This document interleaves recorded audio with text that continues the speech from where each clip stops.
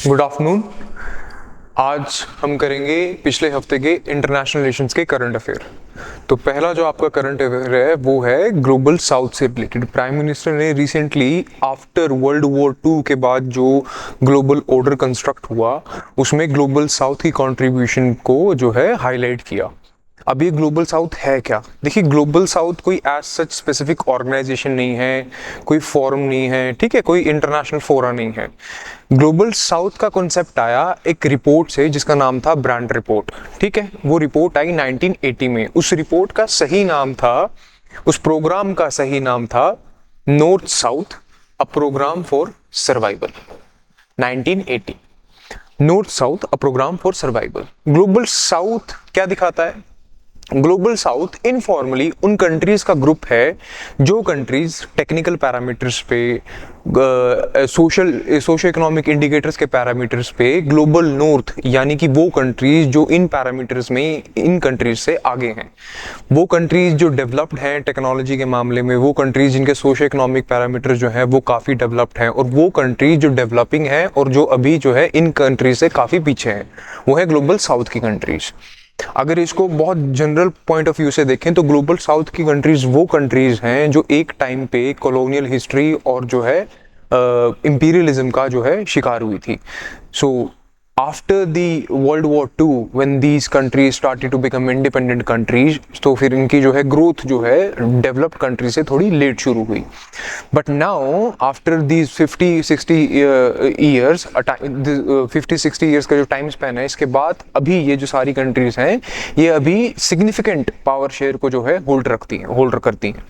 Alright, तो Indian prime minister ने इन्हीं कंट्रीज का जो है रोल जो रहा वर्ल्ड वॉर टू के बाद में जो पूरा इंटरनेशनल वर्ल्ड ऑर्डर कंस्ट्रक्ट हुआ है उसको जो है हाईलाइट किया। अब वर्ल्ड वॉर टू के बाद क्या हुआ? देखिए, वर्ल्ड वॉर टू के बाद 3 फेजेस में जो है पूरा वर्ल्ड ऑर्डर शिफ्ट हुआ है। The first phase was initially after world war two, जिसे हम बायपोलर वर्ल्ड ऑर्डर कहते हैं।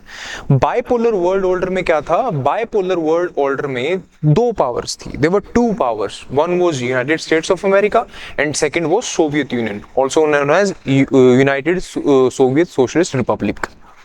सोवियत यूनियन और यूएसए, ये 2 मेजर पावर्स थी पूरे वर्ल्ड में आफ्टर वर्ल्ड वॉर टू, जो कंटेस्ट कर रही थी कि अब हमारा जो है एक ही पावर का पूरी दुनिया पे क्या होगा? राज होगा। But they fought with each other. This whole span of time is known as cold war. जो ये एस्टिमेट जो है 40 ईयर्स तक इनका वॉर चला, उसमें जो पूरा स्पैन ऑफ टाइम था उसे कोल्ड वॉर के नाम से जाना गया। ऑलराइट, अब कोल्ड वॉर क्या है? कोल्ड वॉर कोल्ड क्यों रहा? देखिए, उसमें बहुत सारी चीज़ें हैं कि ये डायरेक्टली ये दोनों पावर जो है कभी भी किसी वॉरफेयर में एंगेज नहीं हुई। इनडायरेक्ट प्रॉक्सी वॉर्स इन्होंने लड़े, for example Korea war, Vietnam war, Soviet invasion इन अफगानिस्तान। तो डायरेक्टली कभी भी ये दोनों पावर्स आमने सामने नहीं लड़ी, प्रॉक्सी वॉर्स में जो है एंगेज हुए। But at the end of cold war क्या होता है कि यूएसएसआर डिसइंटीग्रेट हो जाता है, और यूएसए जो है कोल्ड वॉर की लड़ाई को जीत के आगे जो है पूरी दुनिया पे यूएस लेड वर्ल्ड ऑर्डर को एस्टैब्लिश कर देता है। जब 2 पावर्स लड़ाई में थी तो बाइपोलर वर्ल्ड ऑर्डर था। जब यूएसएसआर हार गया तो एक पावर जो है उसकी सुप्रीमेसी आ गई, वो थी यूनाइटेड स्टेट्स ऑफ अमेरिका। तो 1991 से और 2008 रफली एस्टिमेट क्या है 2008 का, क्योंकि 2008 में बहुत बड़ा बैंकिंग क्राइसिस आया था यूनाइटेड स्टेट्स ऑफ अमेरिका के अंदर। तो इस पीरियड के दौरान जो वर्ल्ड ऑर्डर है वो यूनिपोलर रहा। यूनिपोलर का मतलब होता है जब पूरी दुनिया में सिर्फ एक पावर होती है, जब पूरे वर्ल्ड में सिर्फ एक पावर रूलिंग पावर होती है, एक पावर सुपर पावर होती है। तो वर्ल्ड ऑर्डर को यूनिपोलैरिटी के पर्सपेक्टिव से देखा जाने लगा। यूनाइटेड स्टेट्स ऑफ अमेरिका ने पूरे वर्ल्ड को कंट्रोल करा, पूरे वर्ल्ड के फाइनेंशियल सिस्टम को कंट्रोल करा। जो डॉलर था वो पूरे वर्ल्ड की काइंड ऑफ ग्लोबल करेंसी बन गई। एक वन ऑफ द रीजंस और one of the indicators is that United State dollar is being used as the 84% in whole global transactions. तो ये सब हुआ जब यूनाइटेड नेशंस की यूनिपोलैरिटी आई, जब यूनाइटेड नेशंस एक सुप्रीम पावर जो है, ओनली सुप्रीम पावर बन के जो है पूरे वर्ल्ड पे उसने पूरा अपना जो है सिस्टम को एस्टैब्लिश किया। But now comes global south. इस पूरे स्पैन ऑफ टाइम में, जो ये 40-45 ईयर्स का स्पैन ऑफ टाइम था, इसमें हुआ क्या कि ग्लोबल साउथ की जो कंट्रीज थी उन्होंने आराम आराम से अपने सोशो इकोनॉमिक इंडिकेटर्स को अपनी जीडीपी के ऊपर जो है काम करना शुरू किया। नाउ अगर हम आज की बात करें the second decade of 21st century and the third decade of 21st century, अब जो है वो वर्ल्ड ऑर्डर ना तो यूनिपोलर है ना बाइपोलर है, वो क्या है, मल्टीपोलर है। मल्टीपोलर मींस जब पावर जो है किसी भी एक पोल के अराउंड नहीं रहती, बहुत सारी छोटी छोटी या बड़ी बड़ी सिग्निफिकेंट पावर जो है पूरे इंटरनेशनल पॉलिटिक्स में अपना अपना रोल प्ले करती हैं। अब जो वो छोटी छोटी सिग्निफिकेंट पावर्स हैं वो ग्लोबल साउथ से निकली हैं। फॉर एग्जांपल आज जो इंडिया है वो तब नहीं था जब कोल्ड वॉर हो रहा था। Now India is fourth largest economy GDP के हिसाब से पूरे वर्ल्ड में। China is largest manufacturing capacity पूरी दुनिया में, ठीक है, and the second largest economy in the whole world. West Asian countries, for example, Saudi Arabia, Qatar, UAE, these are significant economic powers. Southeast Asian countries, for example, Indonesia, Singapore, Philippines, Vietnam, these are significant economic powers of these region. East Asian country, for example, Japan, South Korea, these are also major technical powers. So now Global South has contributed significantly in the whole global politics. So this was the reason the Prime Minister highlighted the role of Global South in the world order which was formulated after World War II. I hope you understood these concepts. Now we'll look towards the points. ये सभी बातें जो है point form में लिखी हुई हैं आगे.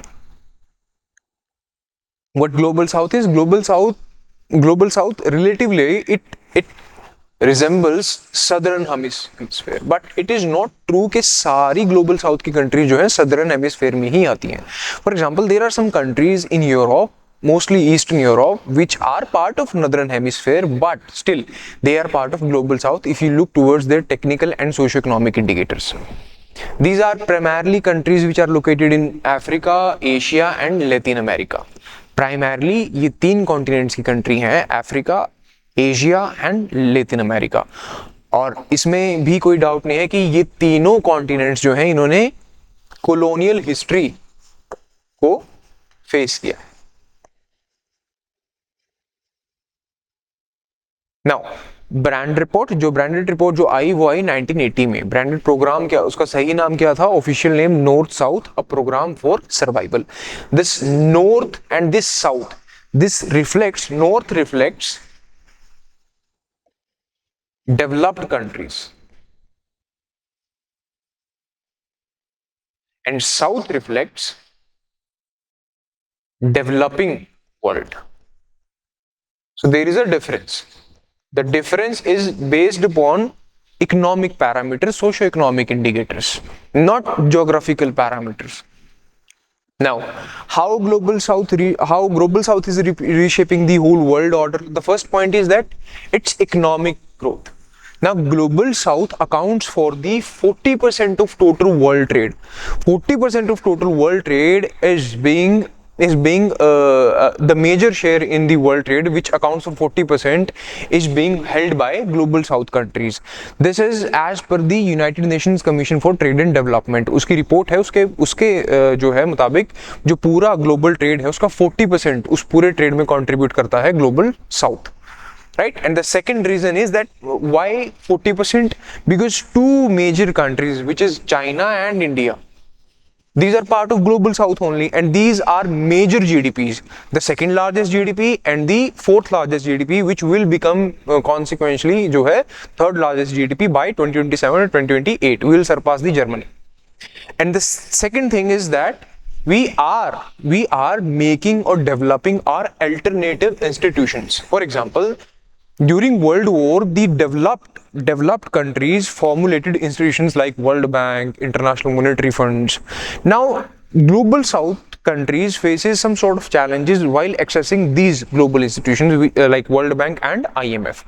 They face several technical difficulties, several kinds of parameters of World Bank and IMF are not suitable to us, जो है हमें ठीक नहीं लगते.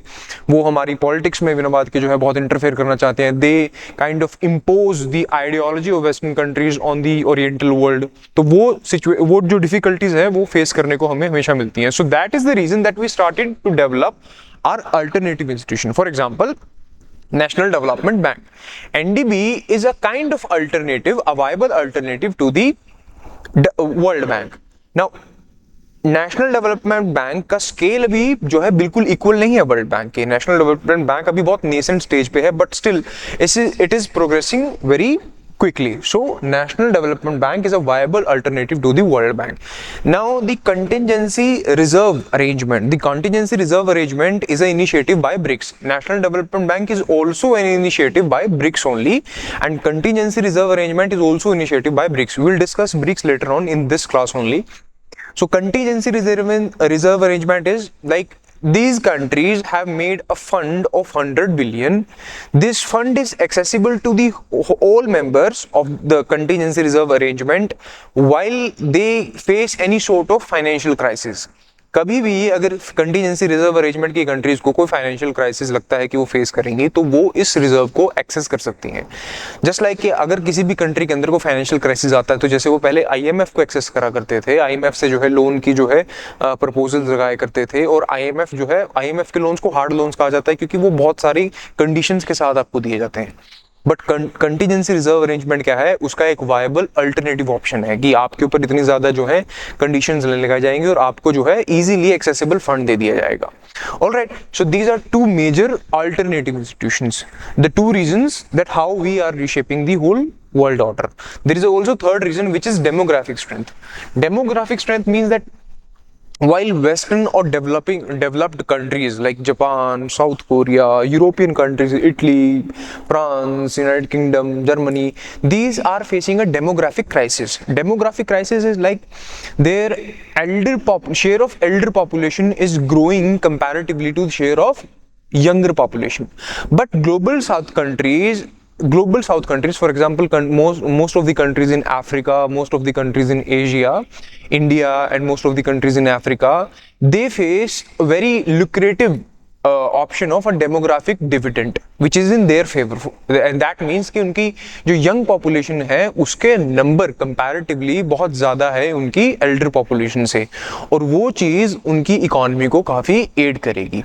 Alright, so these are three major reasons that we as a part of Global South and the whole Global South is shaping the whole world order. Our second current affairs for today is the recently held summit at the BRICS summit at Brazil, the 17th BRICS summit. It was held at Rio de Janeiro, which is a famous city in Brazil only. The theme of the summit was strengthening Global South cooperation for more inclusive and sustainable governance. The theme is important because in 2025 prelims exam, UPSC asked the theme of 16th summit. The question in the question, the theme was given which was incorrect because the word multilateralism was replaced by multiculturalism. So आपको यहाँ से पता लगेगा कि एक एक word कैसे वो चेंज करके जो है पूरे ऑप्शन को गलत कर देते हैं. So theme is important. So we need to focus upon strengthening global South cooperation. Global South cooperation for what? For more inclusive and sustainable governance. For more inclusive and sustainable governance, Global South cooperation. The keywords are Global South cooperation and sustainable governance. 17th BRICS summit held in Brazil. Now, first we talk about what is BRICS. BRICS is a major regional organization. The idea of BRICS was given by economist Jim O'Neill. Gym O'Neill ने एक paper लिखा था, उसमें उन्होंने कहा था कि जो ब्रिक कंट्रीज हैं, brick countries Brazil, Russia, India and China, in countries की जो क्यूमुलेटिव इकोनॉमी है वो सरपास कर जाएगी मेजर इंडस्ट्रियलाइज्ड डेवलप्ड इकोनॉमीज को, जो कि G7 ग्रुप थे. उन्होंने कहा था कि आने वाले टाइम में बाय 2050 इन कंट्रीज की जो क्यूमुलेटिव इकोनॉमी है वो सरपास कर जाएगी इंडस्ट्रियलाइज्ड कंट्रीज की इकोनॉमी को, जो थी G7 और अदर डेवलप्ड कंट्रीज। ऐसा क्यों कहा उन्होंने? क्योंकि उन्होंने देखा था कि जो डेमोग्राफिक सिचुएशन इन कंट्रीज की, जो इनका पोटेंशियल है, जो अभी तक जो है पूरा यूज नहीं किया गया है, जो इनकी ग्रोथ का रेट है वो बहुत जल्दी बहुत स्पीड से आगे बढ़ रहा है, तो उससे क्या होगा कि ये क्यूमुलेटिवली जो इनकी ग्रोथ होगी वो सरपास कर जाएगी इंडस्ट्रियल कंट्रीज की ग्रोथ को। अब इसको ध्यान में रखते हुए एक ऑर्गेनाइजेशन बनी, ब्रिक ऑर्गेनाइजेशन, जो बनी 2009 में। बट इन 2010 में साउथ अफ्रीका ने ब्रिक को ज्वाइन कर लिया और ऑर्गेनाइजेशन का नाम पड़ गया BRICS. S stands for South Africa. तो ब्रिक्स ऑर्गेनाइजेशन बनी 2010 में। ऑलराइट, उसके बाद जो है ये एक्सपैंड कर गई 2024 में, हमने इसमें और 4 मेंबर्स को ऐड कर लिया, और फिर 2025 में जो है इंडोनेशिया भी आ गया, वो हम डिस्कस करेंगे। The major confusion related to BRICS as of now present, जो एक बहुत बड़ी कंफ्यूजन है वो ये है कि ब्रिक्स के मेंबर कौन कौन है। देखिए 2024 में इनिशियली 5 मेंबर्स ऐड हुए थे, जो थे इथियोपिया, इजिप्ट, ईरान, यूएई और एंड सऊदी। इनिशियली 2024 में ये सारे 5 मेंबर्स ऐड हुए, बट सऊदी अरेबिया बाद में, सऊदी अरेबिया ने क्या करा, अपनी मेंबरशिप को कर दिया डिले। सो अभी तक कितने मेंबर हैं? Total 4 member. 4 मेंबर कौन कौन? Ethiopia, Egypt, Iran and UAE. ये 4 मेंबर्स को हम मानते हैं कि 2024 में ऐड हुए थे, क्योंकि सऊदी अरेबिया ने कर दिया डिले अपनी मेंबरशिप को। अब आपको कंफ्यूजन कहां से आएगी कि अगर आप प्रेजेंट जो ब्रिक्स की साइट है जो ब्राजील ने बनाई है 17 समिट के लिए, उसमें सऊदी अरेबिया को एक मेंबर बना के रखा है, लेकिन सऊदी अरेबिया ने खुद ऑफिशियली अपनी मेंबरशिप को डिले किया था। रॉयटर्स बहुत बड़ा एक इंटरनेशनल न्यूज एजेंसी है, उसकी रिपोर्ट के अनुसार भी जो है ब्रिक्स ने, सऊदी अरेबिया ब्रिक्स का मेंबर नहीं है। और सब छोड़िए आप, मिनिस्ट्री ऑफ एक्सटर्नल अफेयर्स का एक ब्रीफ डॉक्यूमेंट है जो फरवरी 2025 में ministry of external affairs India ने रिलीज किया था। मिनिस्ट्री ऑफ एक्सटर्नल अफेयर्स के उस डॉक्यूमेंट के हिसाब से Saudi Arabia is not member of BRICS. उन्होंने ब्रिक्स में किन किन कंट्रीज को रखा है? Ethiopia, Egypt, Iran, United Arab Emirates and in 2025 Indonesia.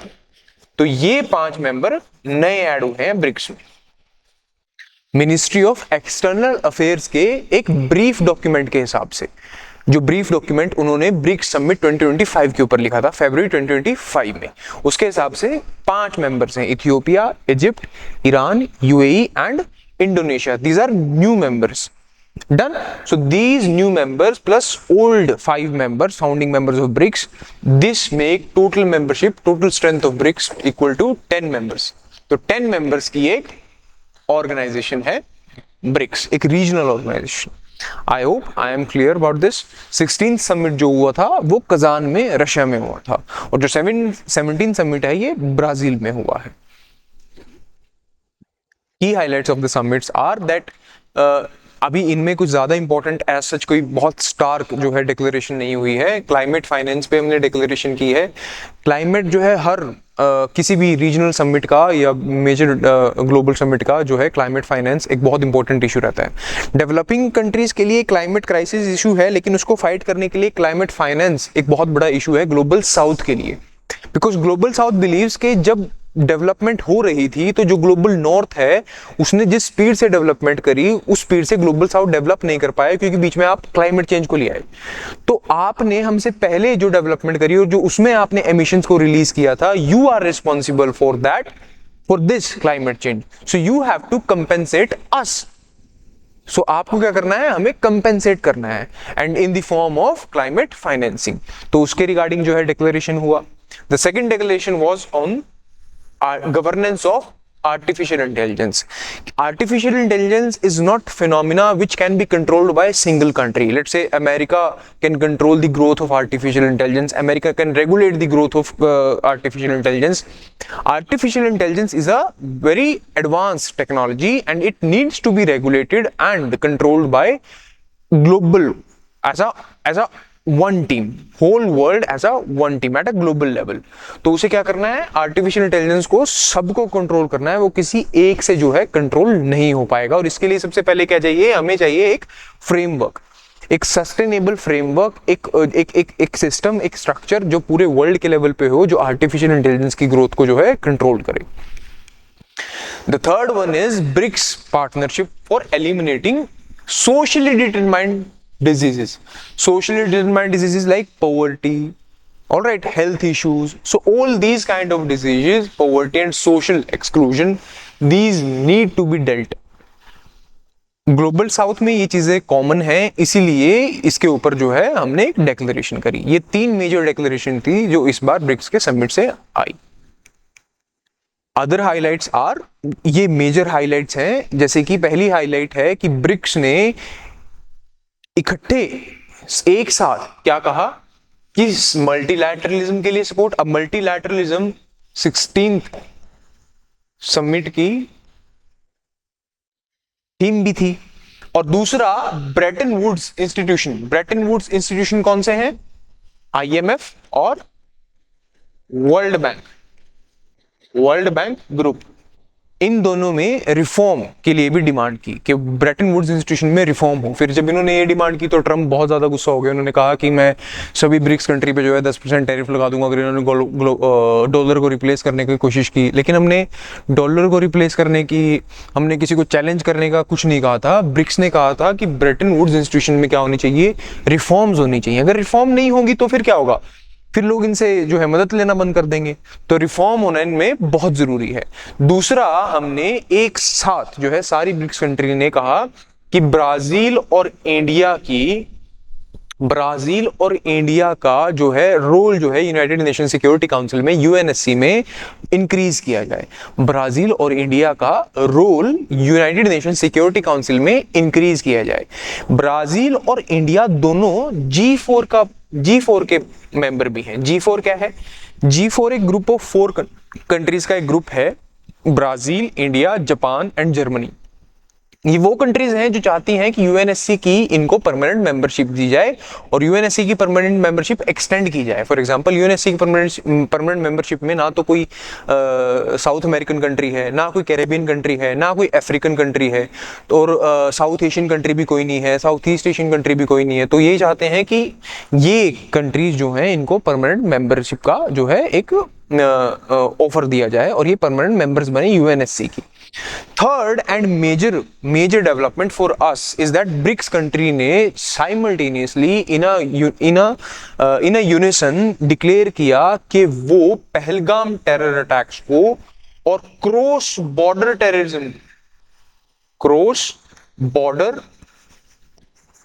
Terrorism को कंडेम करते हैं।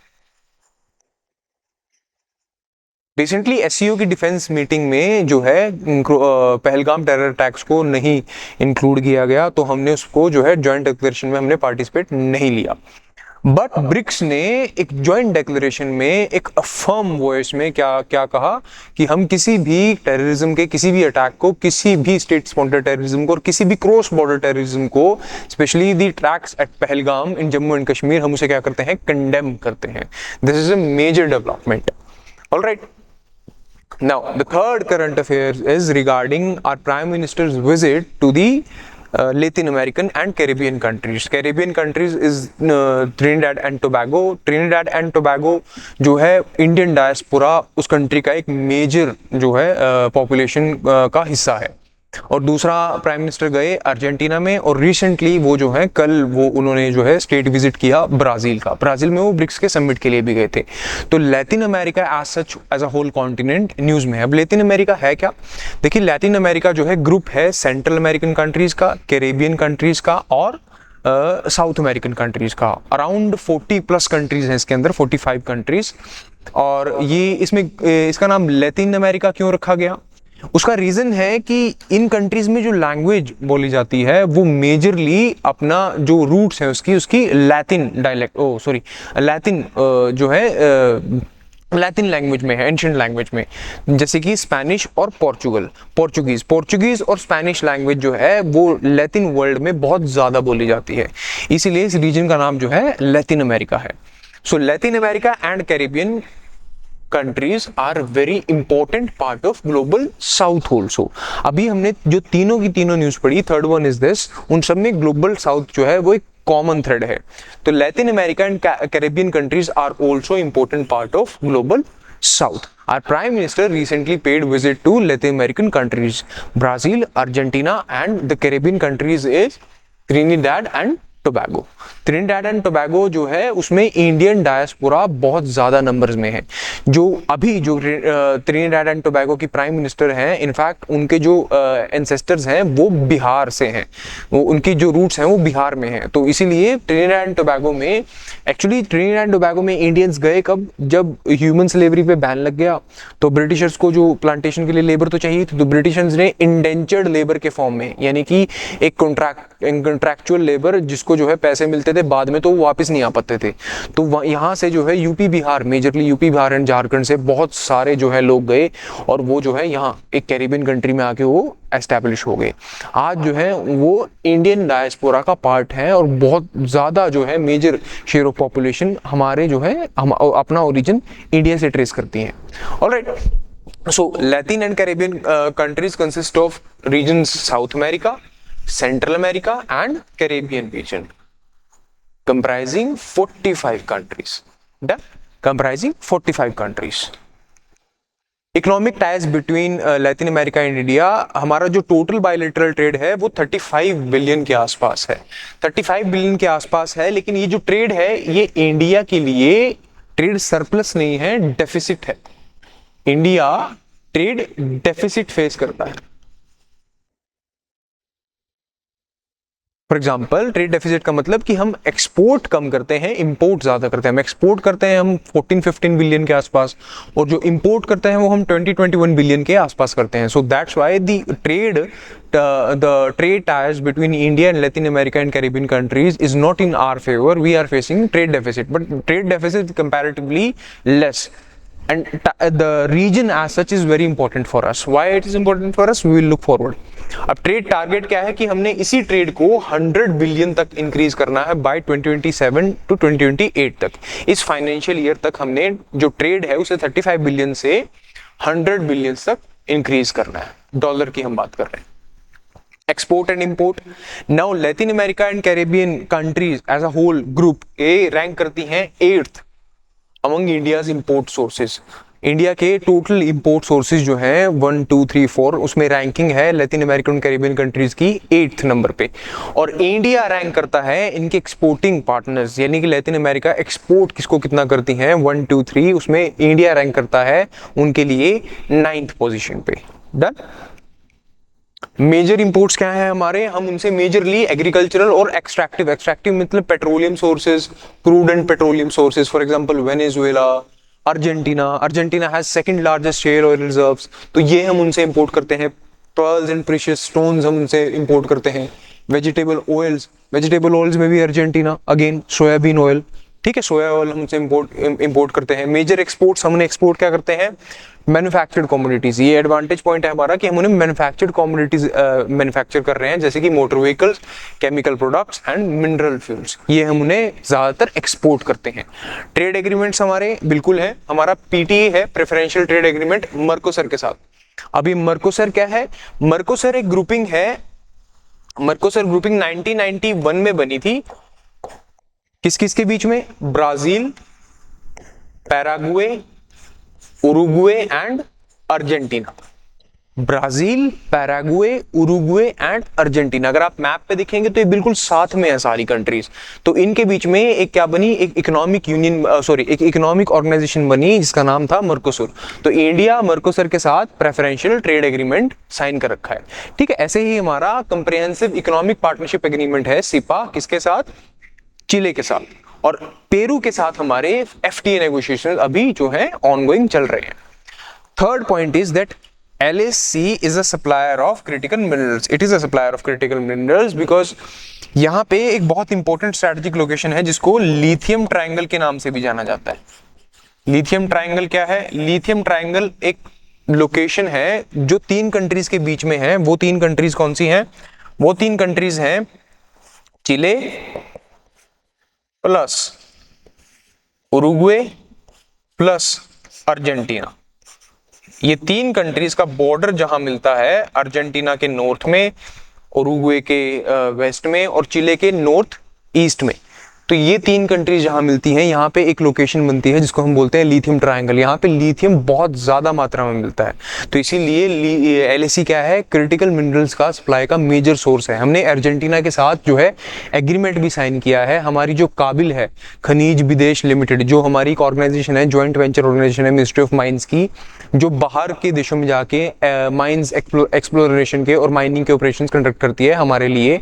काबिल ने अर्जेंटीना के अंदर जो है इसी एरिया में माइंस एक्सप्लोरेशन का काम भी शुरू कर रखा है। ऑलराइट, ये हमारे मेजर टाइज थे Latin America and Caribbean countries के साथ में। Now the fourth topic is Kaladan multi modal project. Kaladan multi modal project क्यों न्यूज में है? क्योंकि अभी अभी यूनियन मिनिस्टर ने कहा कि हम इस प्रोजेक्ट को 2027 तक ऑपरेशनल कर देंगे। इंडिया और Myanmar Kaladan multi modal project को 2027 तक क्या कर देगा? ऑपरेशनल, उसका स्टेटस कर देगा। अब ये है क्या? अब जैसा कि नाम में लिखा है, ये एक मल्टी मॉडल ट्रांसपोर्ट प्रोजेक्ट है। मल्टी मॉडल ट्रांसपोर्ट प्रोजेक्ट का मतलब होता है कि जिसमें एक मींस ऑफ ट्रांसपोर्ट से नहीं, मल्टी मीडियम ऑफ ट्रांसपोर्ट से गुड्स को एक्सपोर्ट किया जाता है। अब इसके अंदर कौन कौन है वो हम देखेंगे। ट्रांसफर क्या करेगा? ये ट्रांसफर करेगा गुड्स को ईस्टर्न पोर्ट ऑफ इंडिया से कहां पे? म्यांमार में। म्यांमार से फिर फाइनली वो कहां जाएंगे? हमारे नॉर्थ ईस्ट रीजन में। ये क्यों जरूरी है? देखिए, अगर आप ध्यान से देखें तो अगर इंडिया से कोई भी सामान नॉर्थ ईस्ट रीजन में जाएगा तो उसे यहां से होके जाने पड़ेगा। इस रीजन को कहा जाता है सिलीगुड़ी कॉरिडोर। सिलीगुड़ी कॉरिडोर बहुत पतला, बहुत नैरो कॉरिडोर है, लैंड कॉरिडोर है, जो इंडिया की नॉर्थ ईस्टर्न स्टेट्स को मेनलैंड इंडिया से जो है कनेक्ट करता है। इस नैरो विड्थ के होने की वजह से क्या होता है कि ये बहुत स्ट्रेटेजिक एरिया है। कभी अगर बाई चांस हमारे टाइज जो है बांग्लादेश या चाइना के साथ जो है एडवर्स कंडीशंस में चले गए, तो चांसेस हैं कि ये दोनों कहीं ना कहीं जो है इसको क्या ना कर लें, हाईजैक ना कर लें। तो इंडिया की जो है कनेक्टिविटी नॉर्थ ईस्टर्न स्टेट से टूट सकती है। तो या फिर कभी कोई और जो है कोई ह्यूमैनिटेरियन डिजास्टर आ गया, उस वजह से कोई यहाँ पे जो है डिफिकल्टी होगी, तो हम एक्सेस नहीं कर पाएंगे नॉर्थ ईस्टर्न स्टेट्स को। तो इसीलिए हमें दूसरे कनेक्टिविटी ऑप्शन जो है चाहिए। बहुत सारे कनेक्टिविटी ऑप्शन हैं जो हम बांग्लादेश के थ्रू लेते हैं। ठीक है कि बांग्लादेश से आप जो है यहाँ चले गए, for example Agartala and Akhaura railway link, ये बांग्लादेश से नॉर्थ ईस्टर्न स्टेट्स को जो है त्रिपुरा को कनेक्ट करता है, तो हमने सीधा यहाँ से जो है त्रिपुरा सामान भेज दिया। अब ऐसे ही ये जो है कलादान मल्टी मॉडल प्रोजेक्ट, ये कोलकाता हुगली पोर्ट से सामान लिया, हुगली रिवर से सामान गया, सीधा आपने जो है बाय ओशन रूट आपने सीधा जो है सितवे पोर्ट, जो राखीन स्टेट म्यांमार में एक पोर्ट है सितवे पोर्ट, आपने वहां सामान को अनलोड किया। वहां से सामान जो है कलादान रिवर में इनलैंड वाटरवेज के थ्रू गया। इनलैंड वाटरवेज के थ्रू कौन सी रिवर में? कलादान रिवर में, जो सितवे से होके और ऊपर जाती है पलेतवा तक। फिर पलेतवा क्या होगा? अब जो सामान इनलैंड वाटरवेज से गया वो पलेतवा तक गया, पलेतवा में अनलोडिंग हुई और उसी सामान को ट्रक्स के थ्रू या फिर किसी भी और जरिए के थ्रू बाय रोड ट्रांसपोर्ट हम लेके चले गए जोरनपुई।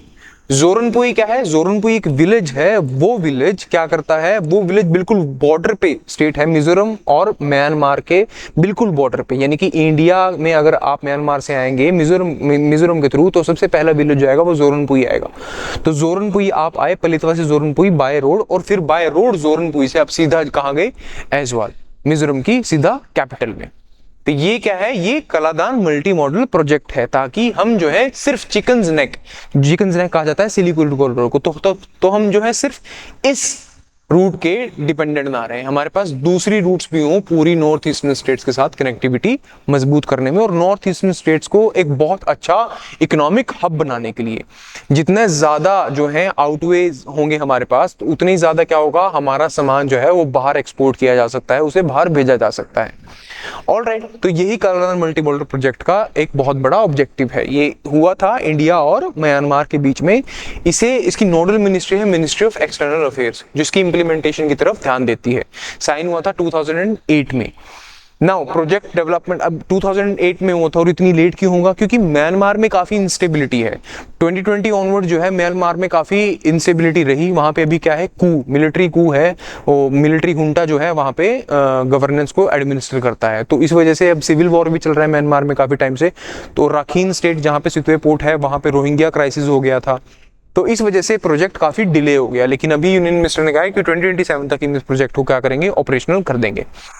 इसकी कंसल्टेंट कौन है? Inland waterways authority of India, IWAI। ये प्रोजेक्ट कंसल्टेंट है मिनिस्ट्री ऑफ एक्सटर्नल अफेयर्स को, जो इस प्रोजेक्ट में मदद करती हैं। डन। कंपोनेंट्स क्या है? एक तो वाटरवे कंपोनेंट है और दूसरा रोड कंपोनेंट है। वाटरवे कंपोनेंट क्या है कि आप कोलकाता से चले और फिर आप जो है बाय ओशन रूट आप गए, आपने सीधा सितवे पोर्ट पे सामान अनलोड किया, फिर इनलैंड वाटरवेज के थ्रू कलादान रिवर से आपका जो है आपकी शिप गई और उसने सीधा जाके जो है पलेतवा में सामान को अनलोड किया। ना पलेतवा से लेके फिर जोरनपुर, और जोरनपुर से लेके एजवाल तक जो है सामान जाएगा वो वाया रोड कंपोनेंट जाएगा, from Paletwa to Zorinpui and Zorinpui to Aizawl. Alright, ये दो कंपोनेंट्स हैं, तभी ये मल्टी मॉडल कहा गया है इसे। सिग्निफिकेंस क्या है? एक तो आइसोलेशन जो है, ज्योग्राफिकल आइसोलेशन जो सिलीगुड़ी कॉरिडोर की वजह से काफी ज्यादा प्रोमिनेंट है, ये खत्म हो जाएगी जैसे ही आप उसको दूसरे तरीके से जो है जोड़ दोगे इंडिया के साथ। दूसरा क्या है, ये हमारी एक्ट ईस्ट पॉलिसी के साथ अलाइन करता है। एक्ट ईस्ट पॉलिसी जो 2014 में आई थी, जो सक्सेसर है लुक ईस्ट पॉलिसी की, उसके साथ क्या अलाइन करता है? हमारा कलादान मल्टी मॉडल प्रोजेक्ट, जो कि कहता है कि इंडिया को नॉर्थ ईस्टर्न स्टेट्स की डेवलपमेंट के साथ साथ हमारे ईस्टर्न नेबर्स को भी देखना चाहिए। जो ईस्टर्न नेबर कौन कौन है? हमारे सारी साउथ ईस्ट एशियन कंट्रीज और ईस्ट एशियन कंट्रीज जैसे जापान एंड साउथ कोरिया, तो ये हमारे ईस्टर्न नेबर्स हैं, तो हमें इनकी तरफ भी देखना चाहिए। तो ये एक्ट ईस्ट पॉलिसी के साथ भी अलाइन करता है। लॉजिस्टिक्स कॉस्ट एंड टाइम बहुत रिड्यूस हो जाएगा अगर हम कलादान मल्टी मॉडल प्रोजेक्ट को चलाते हैं, वो अराउंड 50% तक जो है गिर जाएगा, बहुत रिड्यूस हो जाएगा हमारी लॉजिस्टिक कॉस्ट। और दूसरा जो है, अगर ये प्रोजेक्ट चला तो नॉर्थ ईस्टर्न रीजन एक इकोनॉमिक हब, एक बिजनेस हब बन सकता है, बिकॉज जितनी ज्यादा कनेक्टिविटी होगी उतना ही ज्यादा उस रीजन के लिए अच्छा होगा। अदर कनेक्टिविटी प्रोजेक्ट, इसके अलावा दूसरे कनेक्टिविटी, एक तो मैंने आपको बताया था Akhaura Agartala link, railway link है, अखौरा अगरतला रेलवे लिंक। और दूसरा है India IMT trilateral highway, India Myanmar Thailand trilateral highway. India से सीधा एक सड़क निकलेगी, इंडिया के कहां से? मोरे से, मणिपुर में मोरे से वो सड़क सीधा जाएगी म्यांमार से होते हुए मायसोत थाईलैंड में। तो ये बहुत बड़ा हाईवे है 3 कंट्रीज के बीच में, इंडिया, म्यांमार एंड थाईलैंड। उसके बाद है हमारा प्रोटोकॉल है on inland water and transit and trade between India and Bangladesh, की हमारे यहाँ से कोई क्रूज शिप्स, कोई जो है टूरिस्ट वाली शिप अगर वो जा सकती हैं। अब इंडिया से मोर देन 50 रिवर्स जो हैं वो बांग्लादेश के अंदर जाती हैं, तो उन सभी रिवर्स का, इनलैंड वाटरवेज का एक्सेस हमें दिया जाए। ठीक है। दूसरा है Bangladesh, Bhutan, India, Nepal motor vehicle agreement, BBIN motor vehicle agreement. क्या है कि जो 4 कंट्रीज हैं, Bangladesh, Bhutan, India and Myanmar, in 4 countries के अंदर अगर आप मान लो आपको अगर जाना है तो आप अपनी कार में जो है नेपाल जा सकते हैं, आप अपनी कार में म्यांमार जा सकते हैं, अपनी कार में बांग्लादेश जा सकते हैं। किस एग्रीमेंट के तहत? मोटर व्हीकल एग्रीमेंट के तहत। चलिए, ये थे हमारे अभी तक के 4 जो है मेजर करंट अफेयर्स। अब जो लास्ट है वो है one big beautiful bill act. ये एक्ट अमेरिका में पास हुई है, ये इसका नाम जो है ट्रंप ने रखा है वन बिग ब्यूटीफुल एक्ट।